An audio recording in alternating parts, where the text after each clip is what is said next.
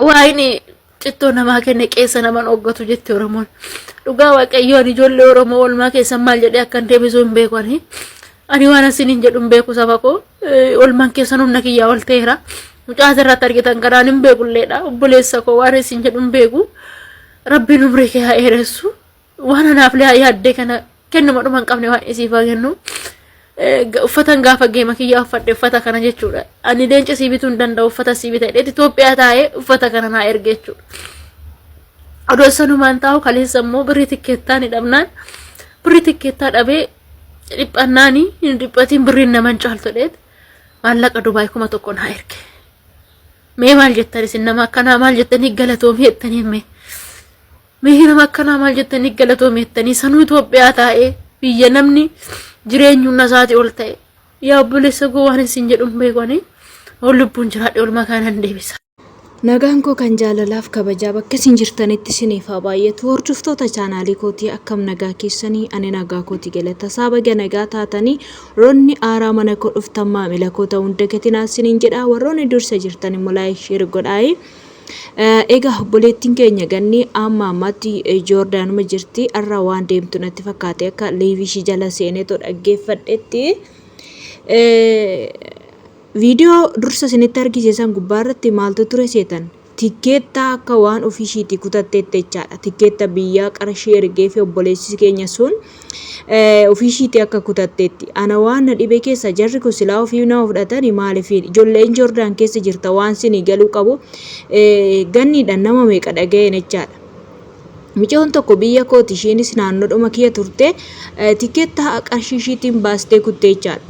Tikkeetta shii kun naduuni birrii as kennaduun birrii as kenni gaafa jedhaniin micittiin birrii of harkaa qabdi achii booda birrii sanatti kennitee waarrattee gara biyyaa galtee jechaadha. Gatii tikkeetti maal ta'e nama kaffalchiisu tikkeetta kan kutuu danda'u ikkoo isaani malee ijoollee miti jechaadha. Maaf akka jarittii sun ani beekan biyya kaan irraa wanti gargar godhe biyya sana tikkeetti ofii isaaniitiif ijoolleedha.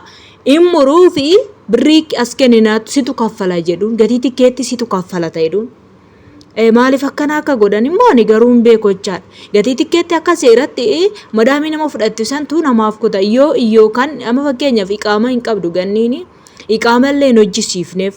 Isa kanaafis baay'ee dhiphate turte obboleettiin kiyya kun jechaadha Ganniin.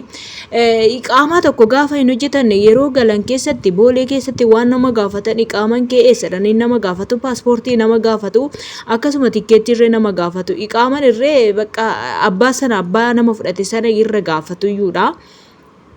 Micoo tokko Beerut keessatti maal godhan seetan iqaamaa hin qabdu micayyooni tikkeetta bichaadha gaaf kaanitti isaan tikkeetta isaanii kutanii fi waarrataniitti gara biyyaa akka galtuuf gaafa bakka boolee geessanii boolee gubbaarratti micoon gaafa qabamtu bilbila madamii ishii hin qabdi turte itti dawwalanii waarratanii dhiyeesse iqaaman jedhanii waarratanii gatii qaama sana birrii irraa fuudhan jecha akkamitti waggaa kana qixxee akkasittiin teessii biyya kana keessa jedhanii. Kanaaf iyyuu inni kun iqaaman illee ijoollee keenya waan gaafatu miti jarittii gaafata malee jechaadha. Isaan gaafatu jechaadha. Isaantu dirqama hojjisiisuu qaba. Warra bakkee hojjetanii warra badanii ta'u hojjetan isaan iqaamaa hin qabani isaan beekama galmaaniitiin gara biyyaa imalu jechaadha. Garuu tikkeetta kan namaa kutuu danda'u isaanidha. Gatii isaantu kaffala birrii isaantu kaffalee tikkeetta kuta tikkeetta kutanii waarratanii birrii situ kaffalataa maalidha? Ankeetii situ kaffalataa maalidha? Shitanaan madamoos ijji sadii dhorkatan deebi'anii immoo gatii tikkeettas immoo shi kaffalata maalidha waasaan hangalle anaaf garuu jechaadha. Kanaaf waan akkasiitu jira isiniin jedha hordoftoota kiyyaa warri Joordaan keessa jirtan isin hundi keessan jechaadha. Gatii tikkeettii ofii keessaniif qarshii harkatti qabadhaa. Sababiinsaa jarittiin kun gaafa tikkeetti kuttee hin qabnu kaffaladhu siin jette rakkoodha jechaadha. Of harkatti qabadhaati birrii keessan yoo tikkeetti keessan biyya sana keessa ba'uun hungaa kaffalattanii odoo baatanii dhugaa rabbiiti jechaadha. Biyyuma badduu sana keessa iyyuu ba'uun hungaa ama mootummaan cufaa jira yaani cufaa meedhanii gishaa xaraqqabu iyyuu dhugaa rabbiiti biyyattii sana jechaadha. Kanaaf iyyuu isin maal gochuu qabdu seetan tokkoffaa gatii tikkeettaa nan gala jettanii dubbattanii karoorsitan taanaan birrii keessan harkatti qabadhaa. Maaliif seetan sin kaffalchiisuu waan danda'aniif kaffali gaafa sin jedhan ati harka duwwaa yoo taate immoo yookaan fuudhanii dhaqanii biirootti si xop godhanii si gatu ta'a yookaan immoo baasanii bakkeetti si gatu jarittii rabbiin hin sodaattu uumaa ishii sodaattu akkam nama sodaattire ijoollee keenyatti gara jabeetti dhachaa.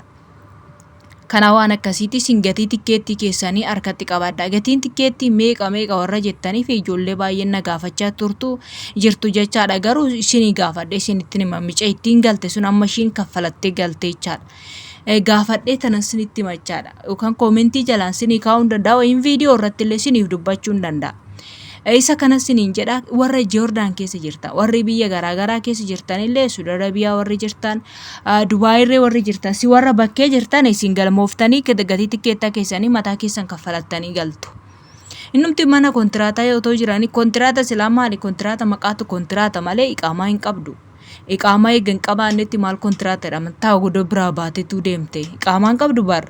Isaan bira kontiraata kan nama jechisiisu dubartiin tokko madaamiin tokko si fudhatte kontiraata kan sin jechisiisu shii jechisiisu maalidha seetan iqaamaa si hojjisiistee seera hundumaa si guuttee biyya sana keessa jiraachuudhaaf jechaadha ishii si fudhachuudhaaf maa mallatteessu jira mallatteessitee iqaamaa si ba'a kana mallattoon qabdu maqaadhumaaf ishii bira teessa. Egaa iqaamaan qabaanne garuu waan hin beekan hin jedha maaliif seetan rakkoon ijoollee biyya sanaa jaritti sun iqaamaa hojjisiisuu waan hin dandeenyeef garuu birrii baay'ee hin gaafatu jedhanii odoo ismayyuu immoo ofii keenya kaffalannee iqaamaa nu hojjisiisaa jettanii tola isin jechuu danda'u inni fakkeenya warroonni mana gaarii jirtan madaamii ba'eetti bira kan jirtan jechaadha maal gootu seetan itti fufeen hojjedhaa yoo jettanii karoorfattanii isin odoo damoosa keessan jata kittirra isin hin gaafatu iqaamaa keessan hojjisiifattanii baay'ee gaariidha.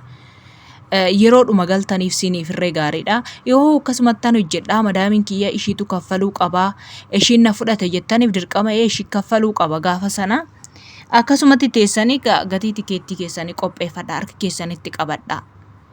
Waan nama dhibu dhugaa rabbii gatii nama dhiba bar ganni nama dhugaa harka ishii duwwaadha kan umaa of harkaan qabne birrii ariitee jirti egaa waan hojjetattu beektu isin biyya ormaa jirtu hundumti keessanii yoo harkaan qabdu garuu ijoollee tamma ergeef jecha gatii tikkeetti gaafatte si akaaniiti waa malee dhaare waa malee manneen aartuu isiniin jedha har'a waan deemtu natti fakkaate baay'ee jechaa jirti.